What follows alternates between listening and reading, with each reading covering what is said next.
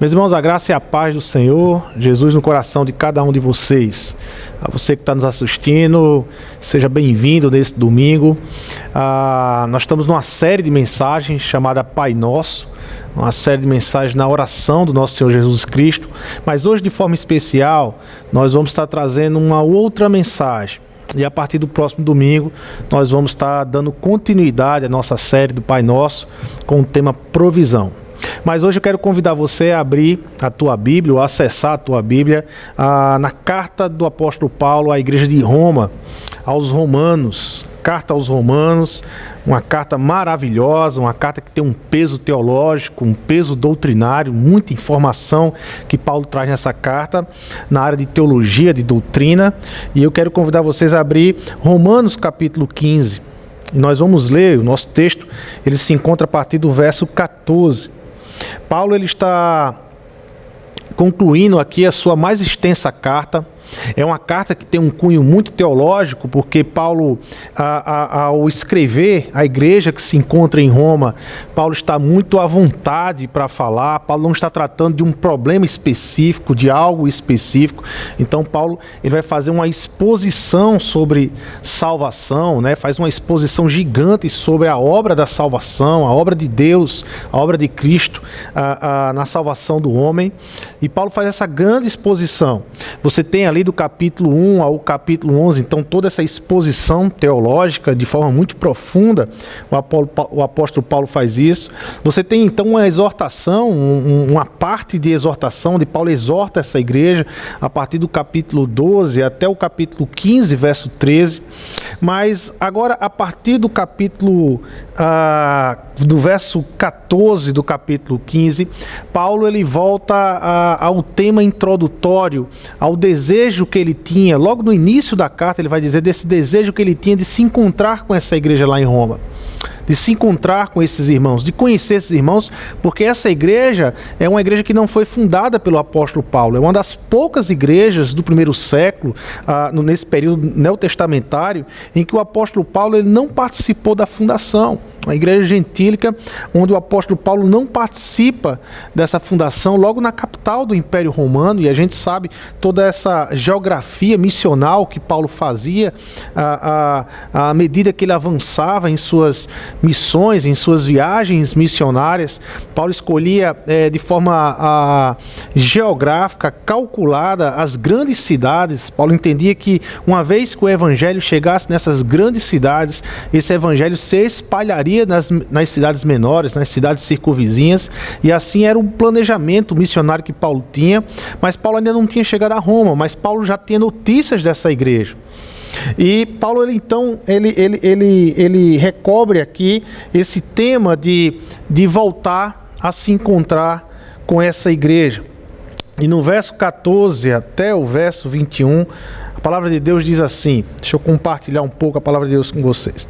Meus irmãos, eu mesmo estou convencido de que vocês estão cheios de bondade e plenamente instruídos, sendo capazes de aconselhar-se uns aos outros. Então Paulo começa elogiando a igreja de Roma. Mas agora, a respeito de alguns assuntos, eu lhes escrevi com toda a franqueza, principalmente para fazê-lo lembrar-se novamente deles, por causa da graça que Deus me deu, de ser um ministro de Cristo Jesus para os gentios, com o dever sacerdotal de proclamar o evangelho de Deus, para que os gentios se tornem uma oferta aceitável a Deus, santificados pelo Espírito Santo. Portanto, eu me glorio em Cristo Jesus, em meu serviço a Deus. Não me atrevo a falar de nada, exceto daquilo que Cristo realizou por meu intermédio em palavra e em ação, a fim de levar os gentios a obedecerem a Deus.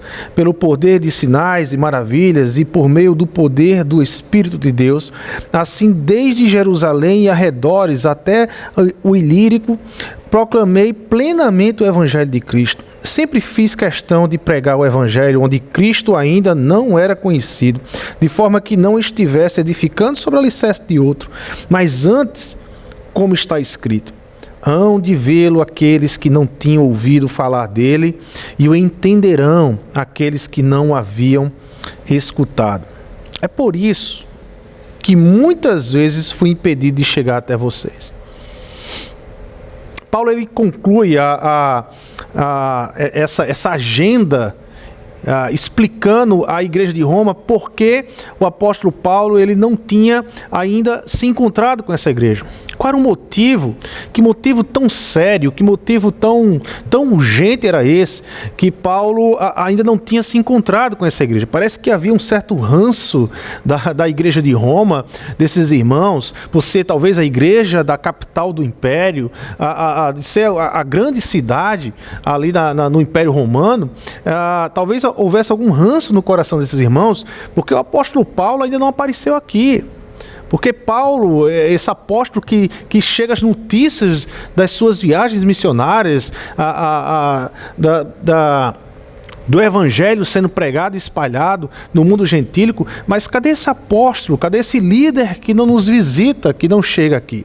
Haveria um motivo para que Paulo não viesse, e Paulo então, ele explica esse motivo, e o motivo de Paulo é essa agenda missionária, essa agenda que Paulo revela aqui na carta aos Romanos, a partir do verso 15 até o verso 21. Uma agenda que consome o coração do apóstolo Paulo. E a compartilhar a palavra hoje, e a minha palavra hoje aqui, é na verdade uma reflexão de como a vida pessoal deste homem, como a vida pessoal de Paulo tem a nos falar nesse domingo. Convido você essa noite, essa manhã, a ser influenciado por esse servo de Deus, a se deixar ser influenciado por esse servo de Deus. Mas antes, me permita fazer algumas perguntas. Perguntas que você desde já começa a refletir no seu coração, a refletir aí na sua mente, procurando respostas. Você tem um projeto de vida? Você tem um projeto de vida? Você sabe atrás do que você está correndo? Você tem uma proposta de vida? Você sabe a razão pela qual você doa e se deixa consumir? Você tem critérios para administrar seu dinheiro, seu tempo, seus recursos, sua família? Você tem alguma coisa pela qual você se sacrifica além de você mesmo e de sua família? Alguma causa maior do que você mesmo e do que a sua família?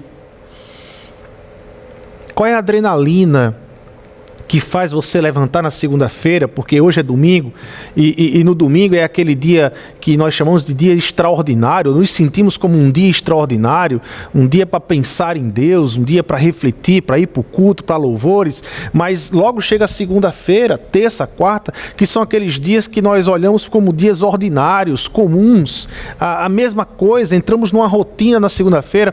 Com que adrenalina, como é que você acorda segunda-feira? A quem você agradece por acordar segunda-feira e a quem você serve na segunda, na terça, na quarta, nesses dias que nós chamamos de ordinário? Qual é o seu projeto de vida? O que lhe faz você ficar de joelhos? O que queima em seu coração? O que é que tem queimado em seu coração? Sabe, o que é aquilo que está no seu coração e que você pode dizer que isso aqui é um fogo consumidor, consome, que lhe atrai, que faz você estar de joelhos e orar e clamar ao Senhor? Nesses últimos dias nós vimos aqui muitas manifestações e estamos vendo muitas manifestações. Há várias manifestações ocorrendo no mundo todo, manifestações contra o racismo, manifestações a favor da vida, manifestações contra a vida, manifestações a favor da independência financeira, manifestações contra a economia, contra a pobreza. São várias manifestações, manifestações na defesa dos direitos de minoria. O que eu quero dizer e o que essas manifestações mais falam é que o ser humano, em sua natureza, sempre está em busca de uma causa, sempre está em busca de algo, sempre está num movimento de angústia, de revolta, de um pensamento que precisa se expor, seja nas ruas ou seja nas redes sociais. As redes sociais é um espaço de manifestação. Uma hora nós compartilhamos uma ideia de que concordamos com aquela ideia e compartilhamos. É aquilo que queima no meu coração, é a causa pela qual eu vivo, é o propósito pela qual é a minha agenda, faz parte da minha agenda, daquilo que eu luto. A outra hora nós não curtimos, mas enfim, o ser humano sempre está em busca de uma causa para viver. De uma causa para viver. Eu lembro da música dos Titãs, né? Um grupo, uma banda de rock conhecidíssima nos anos 80 e conhecida até hoje, os Titãs, que tem uma música chamada Comida. E essa música diz: a gente não quer só comida, a gente quer comida, diversão e arte. A gente não quer só comida, a gente quer saída para qualquer parte. E a música, o que está dizendo é: nós precisamos de uma causa para viver, nós precisamos de algo para viver, nós precisamos de algo maior para viver, porque, na verdade, o ser humano, ele é um ser que ama, ele é um ser que crê, ele é um ser religioso. O ser humano, a antropologia está aí para provar, o ser humano, ele é um ser religioso, ele é um ser crente. O ser humano, antes de pensar qualquer coisa, ele precisa crer. O pensamento elabora, o pensamento explica aquilo que ele crê, mas ele crê. Ele precisa de algo para crer, ele precisa de uma causa para crer, porque isso faz parte da humanidade que tem um Criador, faz parte de uma humanidade, de uma estrutura criada, que tem um Criador e que precisa de algo para crer. É claro que depois da queda, essa crença ela é alienada pelo pecado. É claro que depois da queda, essa crença ela é manchada, ela é distorcida. E passamos a crer em todo tipo de coisa, seja em todo tipo de estrutura, para tentar repor esse vazio que é não crer na existência do Criador. O povo grita por algo, está atrás de algo. E pensando em todas essas coisas, dessa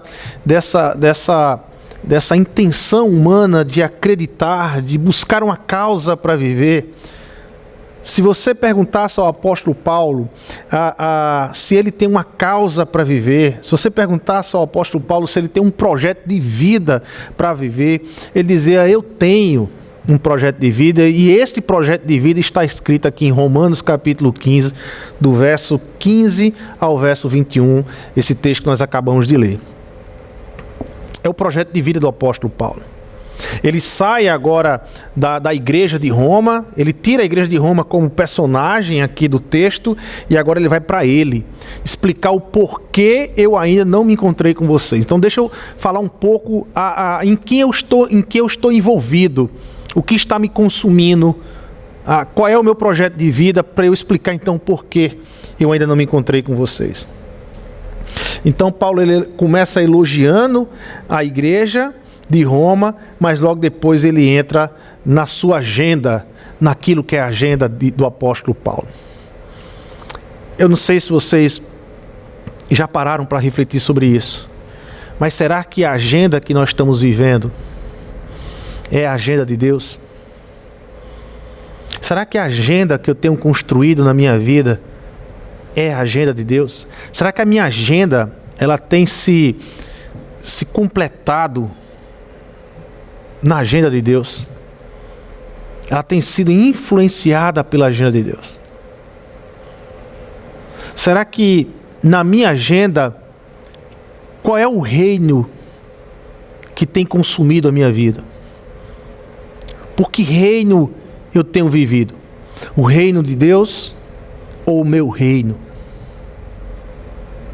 Qual é a agenda que tem feito parte da minha vida e da minha caminhada desde o dia em que eu conheci Jesus como Senhor e Salvador da minha vida? Paulo ele tem uma agenda.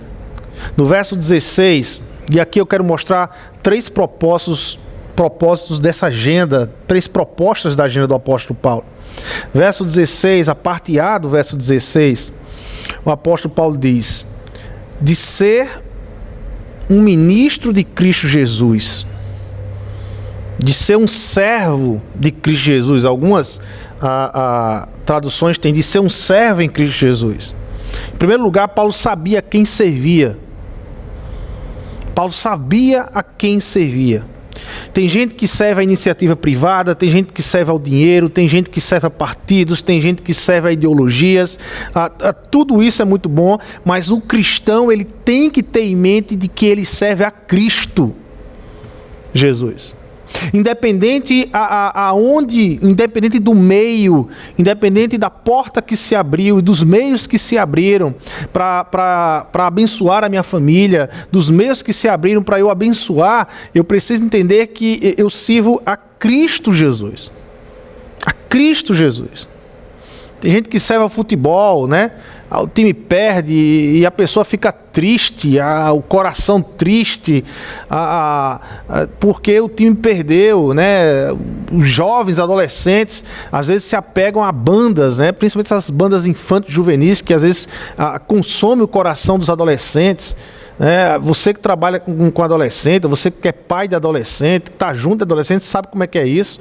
Mas nós fomos chamados a servir Cristo Jesus.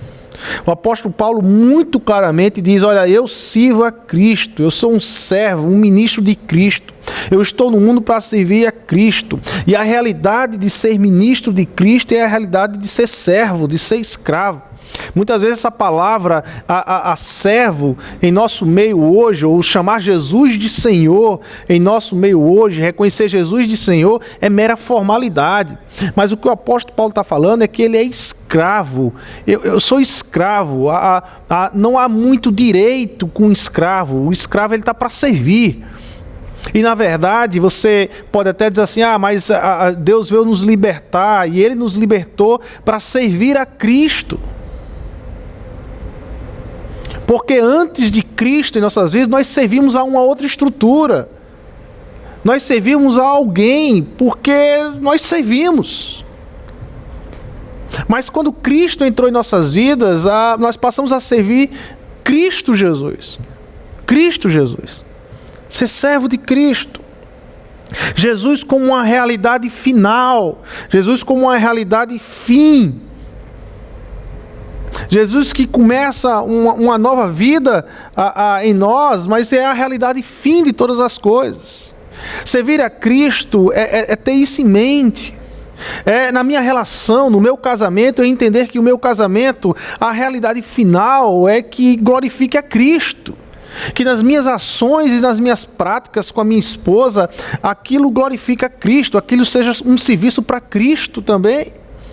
Na minha relação com o meu emprego, que o fim seja Cristo, que eu não faça do meu emprego o fim da minha vida, o propósito da minha vida, mas que o emprego é um meio, para quê? Para que o fim seja glorificado, para que o fim apareça. E quem é o fim na vida do cristão? Cristo Jesus. Cristo Jesus. É a Ele que eu servo, que eu sirvo. As estruturas que se encontram ao meu lado, eu me relaciono com elas, são meios, mas são meios para que o fim seja estabelecido, que é Jesus Cristo. Porque todas as vezes que Jesus deixa de ser o meu fim, o meu propósito final, então a minha relação com as estruturas aqui na terra passa a ser o meu fim, seja no meu casamento, seja com a minha esposa, seja com o meu filho, seja com o meu emprego, seja com um financeiro, seja com um clube de futebol. Todas as vezes que eu faço essas estruturas de fim, eu me torno um idólatra. Um idólatra. O fim é Cristo. Primeira proposta da agenda de Paulo: eu sirvo a Cristo. Eu não sirvo a igreja de Roma, mas eu sirvo a Cristo. Segundo propósito da agenda de Paulo: eu sirvo a Cristo, e Paulo sabia o que fazer.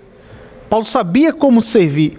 Não é apenas eu identificar Jesus Cristo como um fim, não é apenas eu identificar Jesus Cristo como um alvo do meu serviço, mas eu também saber a que sirvo, a que foi chamado. Que bandeja Jesus me deu para servir? Não é qualquer bandeja, não é a minha escolha, mas Jesus me deu uma bandeja para servir. Jesus me deu uma causa para se viver aqui na terra, para servir aqui na terra. E o apóstolo Paulo ele vai dizer aqui na parte B do verso 16, de ser um ministro de Cristo Jesus para os gentios, com o dever sacerdotal de proclamar o evangelho de Deus. Proclamar o evangelho. Proclamar o evangelho, irmãos. Paulo ele tinha convicção de que primeiro ele serve a Cristo, segundo, a servir a Cristo significa proclamar o evangelho, anunciar as boas novas de Deus, anunciar a bênção de Deus aqui na terra, se envolver com o evangelho ao ponto de anunciar. Às vezes a gente fala muito de viver o evangelho, é correto, nós precisamos ser antes de falar. É claro que é. Ninguém, senão você vai criar aquele buraco, né? Aquele precipício entre o ser e o falar, entre o ser e o fazer. E causa todo esse tumulto, todo esse porquê, todo esse questionamento em que as pessoas lá fora olham para a igreja evangélica e dizem: mas vocês não se dizem evangélicos? Vocês não se dizem de Deus? Me explica isso. E aí eles colocam uma prática absurda no meio evangélico, no meio cristão, de pessoas que se colocam como evangélicos, se colocam como cristãos, mas vivem totalmente alheios a Cristo. A gente precisa ter esse cuidado. Mas ao mesmo tempo, irmãos, tem muita gente se escondendo por trás dessa frase: eu prefiro viver o evangelho, eu prefiro viver Cristo, eu prefiro que as pessoas notem. Você precisa anunciar o evangelho, você precisa ter sabedoria. Você precisa ter sabedoria para anunciar o evangelho. Não é de qualquer forma que você vai anunciar o evangelho.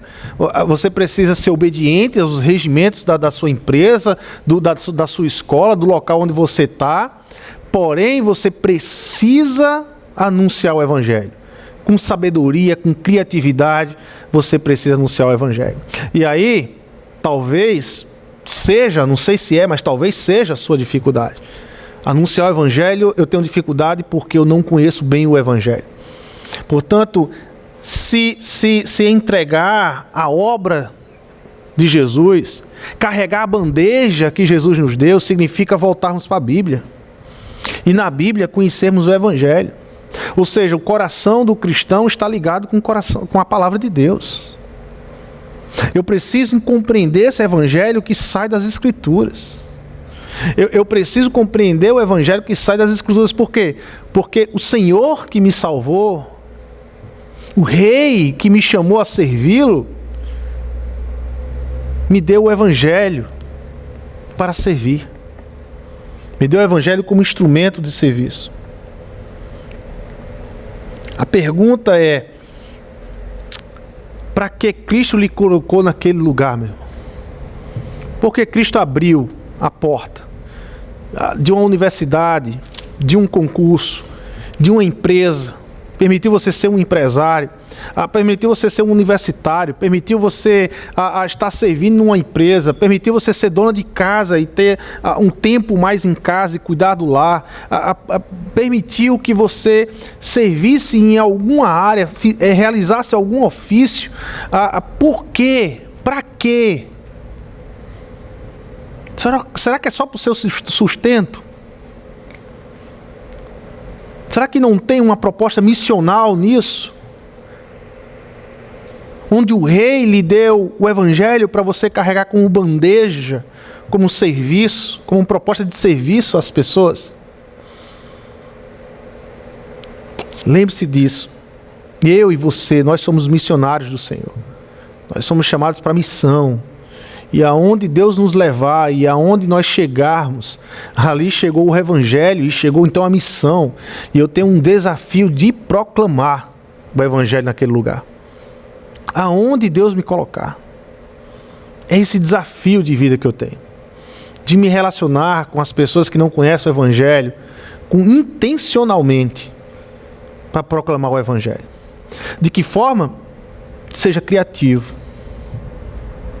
Cuidado para não ser aqueles crentes chatos, desobedientes, crentes que até desobedecem a regimentos internos da empresa. Crentes chatos, que ninguém aguenta mais. Seja amigo. Desenvolva relacionamentos. Antes de anunciar o evangelho, construa amizade. Perceba as necessidades de serviço que aquela pessoa pela qual você quer anunciar o evangelho tem. Porque de repente a porta que se abre para você anunciar o evangelho é servindo mesmo.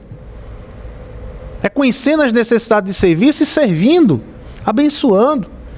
E Deus vai lhe dar a oportunidade de você anunciar o evangelho para aquela pessoa. Mas Paulo também, ele expressa critérios. Critérios. Paulo também expressa critérios. Não só uma agenda que sabe a quem serve, que sabe o que serve, mas Paulo, ele estabelece critérios nessa agenda. Não é de qualquer jeito que eu sirvo, não é de qualquer jeito que eu faço a obra de Deus. E a gente tem aqui alguns critérios. Por exemplo, na parte B do verso 16, Paulo vai dizer que ele proclama o evangelho de Deus. O evangelho não é de Paulo. Tem muita gente falando de Deus na perspectiva do eu acho, eu acredito nisso, eu acho isso.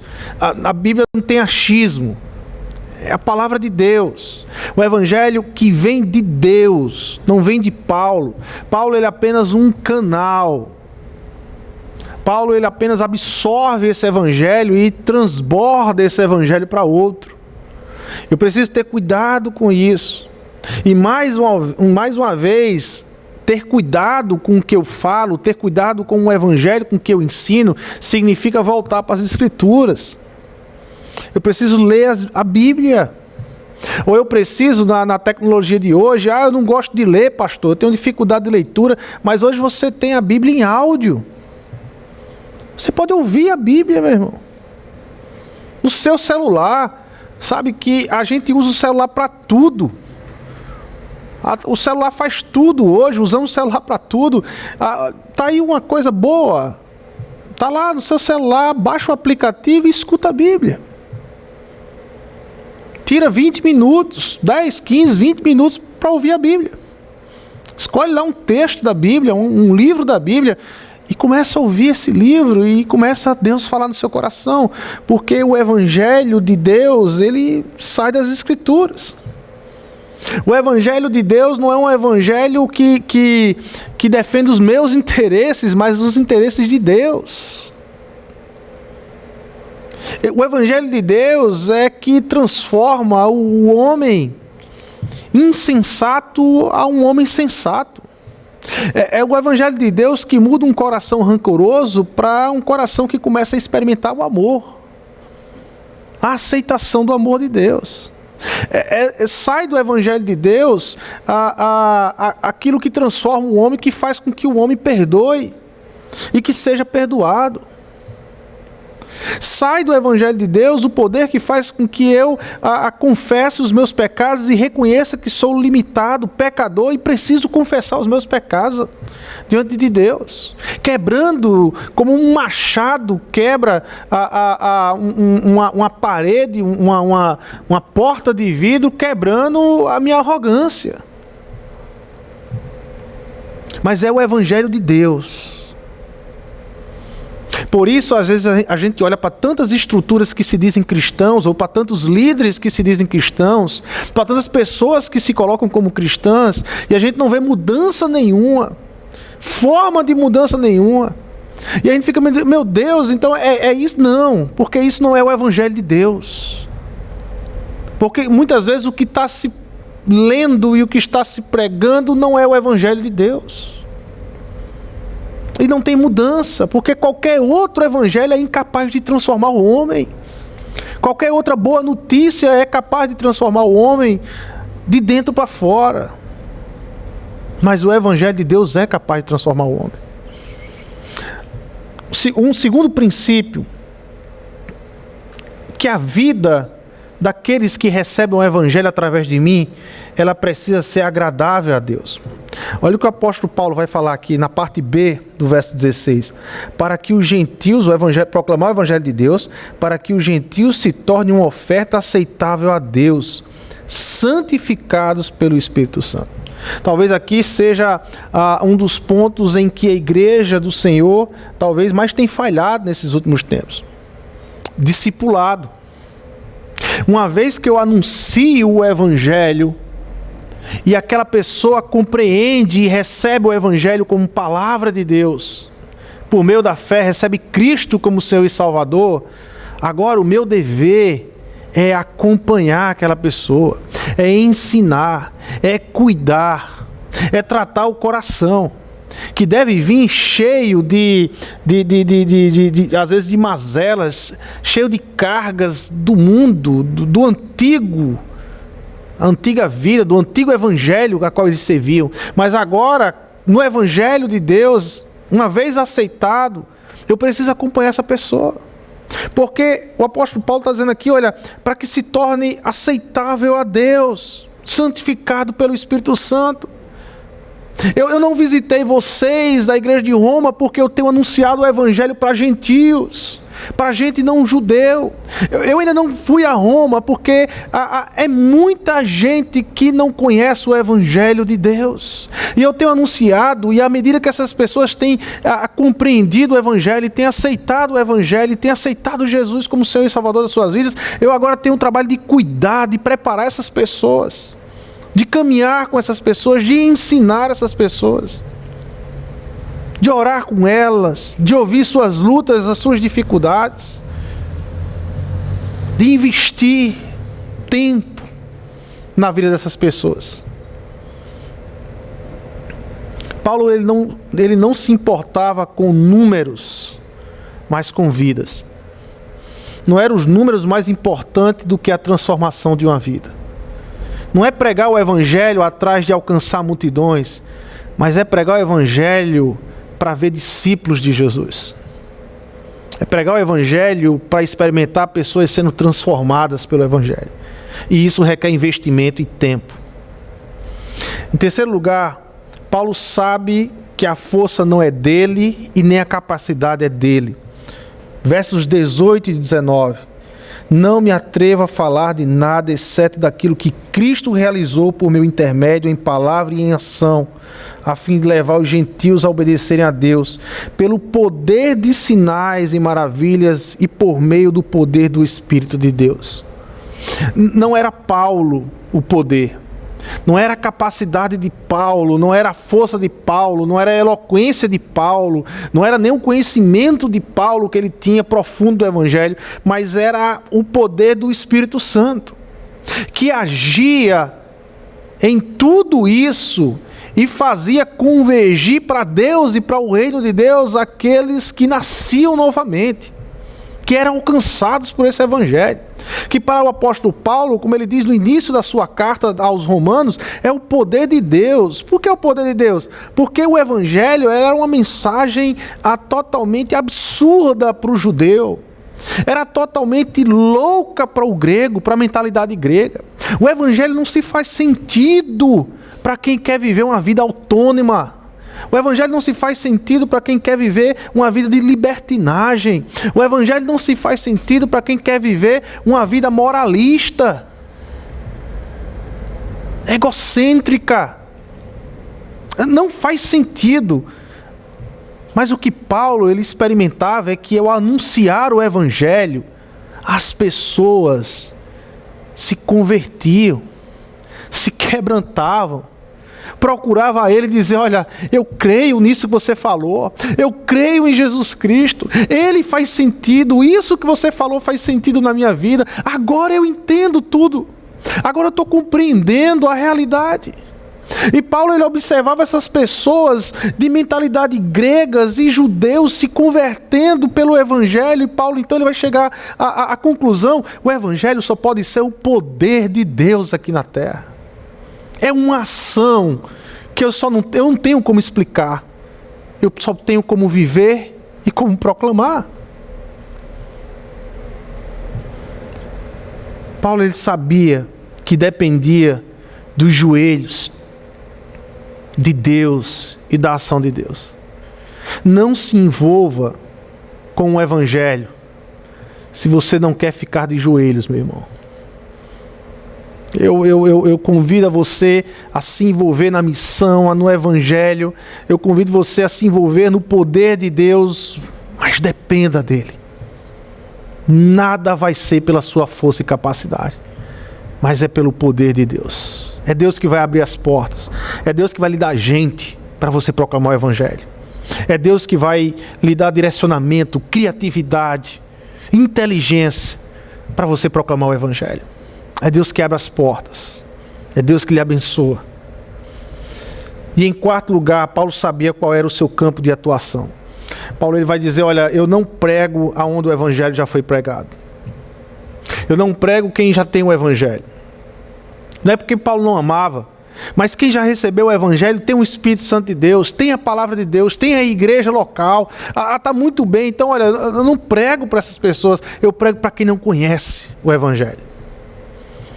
E aqui Paulo não está nos ensinando a desprezar o corpo de Cristo. Não, muito pelo contrário, porque Paulo tem várias cartas falando da importância do corpo de Cristo. O próprio apóstolo Paulo vai usar esse termo, corpo de Cristo.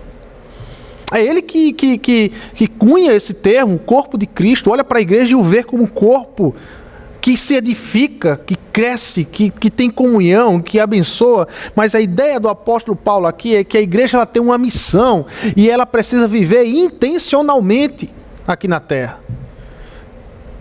Sabe, nós não podemos parar, ficar de braço cruzado, ou viver aqui na terra como um turista para conhecer, ou alguém sentado vendo o tempo passar. Não, a vida é intencional, meu amigo. A vida tem um propósito, a vida tem uma causa. Eu e você, nós fomos chamados para viver esse propósito, essa causa, anunciar o evangelho. Portanto, as minhas relações com as pessoas que não conhecem o evangelho têm que ser intencionais. Intencionais. Anunciar o evangelho, pregar o evangelho. Amar a igreja, mas intencional lá fora. Focado, investindo tempo na vida de pessoas, de um casal. Investir tempo de oração, de orar por pessoas que não conhecem o evangelho. Pode ser pessoas da sua casa, seu filho, seu esposo, sua esposa, um vizinho, um primo, uma tia querida. Gente, ó, presta atenção. Eu sei que é uma palavra dura muitas vezes e que é um assunto que nós não gostamos muito de comentar na igreja, mas deixa eu dizer uma coisa para vocês. Você sabe o que a Bíblia diz? Para onde vai aqueles que morrem sem Jesus Cristo? Você sabe disso. A Bíblia é muito clara, ela não arrudeia. Sabe, a Bíblia é muito clara. As pessoas que morrem sem Cristo Jesus como Senhor e Salvador de suas vidas, elas vão para o inferno. Inferno aqui, diga-se de passagem, eternidade distante de Deus, longe de Deus. É uma vida eterna, ou seja, sem fim, sem experimentar nem sequer a graça comum de Deus. Portanto, o chamado a carregar a bandeja do evangelho lá fora é urgente. Não pode ser de qualquer forma, mas é urgente. Eu preciso falar a pessoas que não conhece o evangelho de Cristo. Ao entrarmos nesse espaço da vida do apóstolo Paulo, tão pessoal, e que Paulo abre aqui na carta aos Romanos, explicando a essa igreja o motivo pela qual ele não foi ainda, nós vemos que a agenda de Paulo se assemelha muito com a agenda de Jesus. O projeto de vida de Paulo é Jesus Cristo, meu irmão. Quando eu leio os evangelhos, eu vejo Jesus pregando na Galileia, na Judéia, pregando o reino de Deus, curando, restaurando. Um Jesus que não está perdendo tempo, mas está focado na missão, focado naquilo que ele veio fazer. Ele vai para a cruz, ele morre na cruz e ressuscita ao terceiro dia. Quando eu olho Paulo, um discípulo de Jesus Cristo, eu vejo um Paulo focado. E aqui quando você lê esse texto, você vê um Paulo focado. Ele sabe a quem ele serve, ele sabe por que ele serve, ele sabe o que serve. Ele sabe a quem vai chegar o Evangelho, ele tem um foco, um propósito na vida, uma causa pela qual tira todos os dias da cama e sai de manhã. Algumas pessoas, às vezes, podem pegar um texto desse e viver de radicalidade, achar que tem que deixar o ofício para viver a missão. Não! Quem pensa assim não entendeu nada. É no ofício, é no meio que Deus lhe deu que você precisa fazer a missão, meu irmão. É no campo missionário. O que eu preciso fazer é enxergar que o meio que Deus me deu para sustentar a minha casa, o meio que Deus me deu para ser abençoado, o meio que Deus me deu para exercer a minha capacidade, esse meio é, na verdade, o meu campo missionário.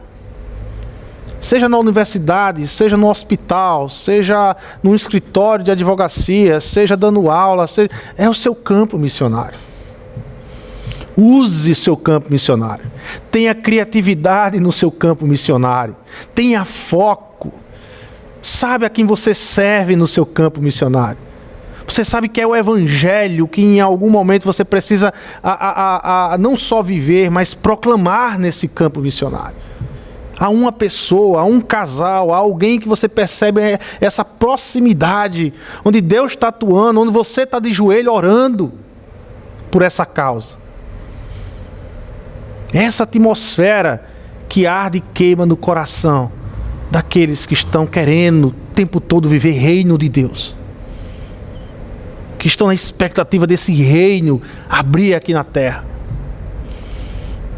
Quando eu olho para a agenda de Paulo e quando eu olho para Paulo, eu vejo uma vida totalmente rendida ao Senhor que o salvou. Aqui você percebe um pleno reconhecimento da graça que o alcançou. Um homem grato a Deus pela graça que foi alcançada. Um Paulo que antes estava perdido, mas agora com Cristo foi achado por Deus. Um Paulo que até conhecia as alianças do Antigo Testamento, mas não conhecia o Cristo da aliança. E com um coração grato você vê um homem vivendo o tempo todo essa realidade. Uma vida totalmente rendida ao senhorio de Jesus. Obediência motivada pela confiança. Provisão total de Deus. É Jesus que reina. É Ele que está no trono. É Ele que me dá o meu alimento. É Ele que cobre as minhas necessidades. É Ele que me dá força. A provisão vem de Deus. Uma vida focada na missão, no Evangelho. Era uma vida. Paulo, a Bíblia vai falar em alguns momentos, ele mesmo vai falar que também, quando era preciso, ele fazia tendas. Quando era preciso e que o sustento dele não tinha, ele se construía, ele ia atrás do sustento. Mas o tempo todo focado na missão. Uma vida gerada por amor aos perdidos. Quando ele vai dizer, é por isso que muitas vezes fui impedido de chegar até vocês. Olha, eu amo vocês. Eu quero conhecer a igreja de Roma. Eu amo vocês da igreja de Roma. Eu não vejo a hora de conhecer a igreja de Roma. Mas, por causa dos perdidos, eu ainda não cheguei até vocês. Porque o Evangelho que me alcançou faz com que eu olhe para os perdidos com o mesmo amor que eu olho para vocês. Eu tenho algo para dar para eles. É minha responsabilidade, é sua responsabilidade, meu irmão. Deus nos deu a salvação. Eu não conquistei minha salvação. Você não conquistou a sua salvação. O Evangelho chegou até nós. E é nossa responsabilidade de fazer com que esse Evangelho chegue àqueles que não conhecem o Evangelho. Eu sei que não é difícil se envolver na missão. Lá em Atos capítulo 23, vai lá para Atos capítulo 23. Está dentro desse contexto aqui. Paulo está querendo ir para Roma, mas Paulo primeiro ele desce para Jerusalém para entregar alguns benefícios, né, ofertas que as igrejas gentílicas levantaram para ajudar os irmãos de Jerusalém que estavam mais pobres e passando por um grande momento de pobreza. E essas igrejas então levantou, né? Paulo arrecadou essas igrejas e levou então essa arrecadação, essa oferta de amor dessas igrejas para Jerusalém. E Paulo lá em Jerusalém acaba acontecendo um grande tumulto e Paulo é preso. E preso Paulo fica lá em Jerusalém. E no capítulo 23, no verso 11, depois que Paulo por 2 vezes antes desse verso que nós vamos ler, por 2 vezes Paulo apresenta o evangelho de Cristo. Mas Paulo agora está preso. E nós sabemos que na carta aqui em Atos, a gente sabe que Paulo vai para Roma preso. Ele vai para Roma, mas não do jeito talvez que ele pensasse ir. Ele chega preso lá em Roma. Mas no capítulo 23, no verso 11 de Atos, Paulo está preso por ter pregado o evangelho. Por 2 vezes. E o verso 11 diz: na noite seguinte, o Senhor, pondo-se ao lado de Paulo, ao lado dele, disse: coragem, coragem. É interessante, né? Esse pedido de Jesus. Lá em João, Jesus vai dizer isso também. No mundo tereis aflições, mas tende bom ânimo, e a palavra ânimo ali é coragem. E aqui Paulo, depois de pregar o evangelho, está preso. E Jesus aparece para o apóstolo Paulo. E ele diz: coragem, meu amigo. Meu irmão, minha irmã, tenha coragem. Tenha ousadia. Não tenha medo de anunciar o evangelho de Cristo Jesus. Porque esse evangelho é do Rei que venceu. Porque esse evangelho é do Rei que liberta. Porque quem está no trono é o Cordeiro de Deus.